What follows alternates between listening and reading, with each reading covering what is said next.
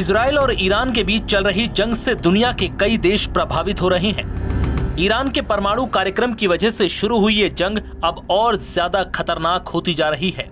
Trump भी Iran के खिलाफ इजराइल का साथ दे रहे हैं। यही कारण है कि ये जंग और ज्यादा आक्रामक हो गई, क्योंकि अमेरिका बिल्कुल नहीं चाहता कि ईरान परमाणु बम बनाए और इजराइल भी इसके खिलाफ है। यही वजह है कि इजराइल ने ईरान के परमाणु कार्यक्रम के ठिकानों को निशाना बनाया, जिसके बाद दोनों देश के बीच युद्ध जैसे हालात हैं। दोनों एक दूसरे पर जमकर मिसाइलें और ड्रोन अटैक कर रहे हैं। इस बीच अब चीन ने यूएनएससी में ईरान इजराइल युद्ध को लेकर इजराइल पर जमकर निशाना साधा। चीन ने यूएनएससी की इमरजेंसी मीटिंग में इजराइल पर गंभीर आरोप लगाए।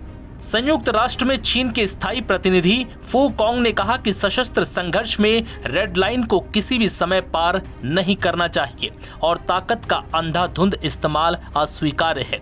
इजराइल की कार्रवाई अंतर्राष्ट्रीय कानून और अंतर्राष्ट्रीय संबंधों के मापदंडों का उल्लंघन करती है, ईरान की संप्रभुता और सुरक्षा को खतरे में डालती है और क्षेत्रीय शांति स्थिरता को कमजोर करती है। फू कॉन्ग ने कहा कि चीन इसकी स्पष्ट रूप से निंदा करता है। चीन ने इस जंग के खतरे को लेकर चेतावनी दी कि अगर संघर्ष और बढ़ता है तो न केवल दोनों पक्षों को अधिक नुकसान होगा, बल्कि क्षेत्रीय देश भी गंभीर रूप से प्रभावित होंगे। हालांकि चीन ने ये नहीं कहा कि इस जंग से पश्चिमी एशिया की कौन कौन सी क्षेत्रीय ताकतें प्रभावित हो सकती हैं। संयुक्त राष्ट्र में चीन के स्थायी प्रतिनिधि फू कॉन्ग ने कहा कि इजराइल ईरान सैन्य संघर्ष दुखद है।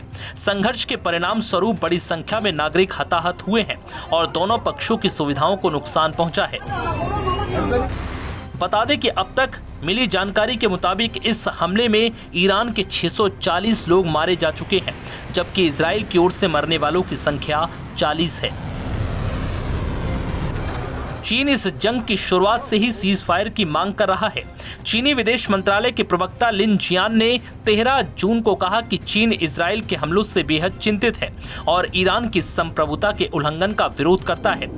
विदेश मंत्री वांग ई ने इजराइल के हमलों को अस्वीकार्य और अंतर्राष्ट्रीय कानून का उल्लंघन भी बताया, साथ ही शांति के लिए रचनात्मक भूमिका निभाने की पेशकश की।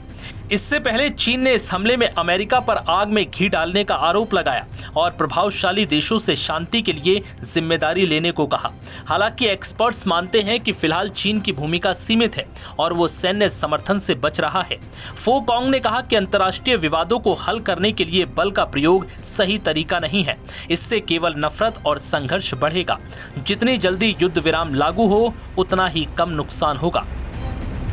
उन्होंने कहा कि इस क्षेत्र की स्थिति को रसातल में ले जाने की अनुमति नहीं दी जा सकती। संघर्ष में शामिल पक्षों, विशेष रूप से इजराइल को स्थिति को आउट ऑफ कंट्रोल होने से रोकने और लड़ाई के किसी भी फैलाव से बचने के लिए जल्द से जल्द युद्ध विराम करना चाहिए और नागरिकों की सुरक्षा सुनिश्चित की जानी चाहिए। नव भारत टाइम्स की रिपोर्ट।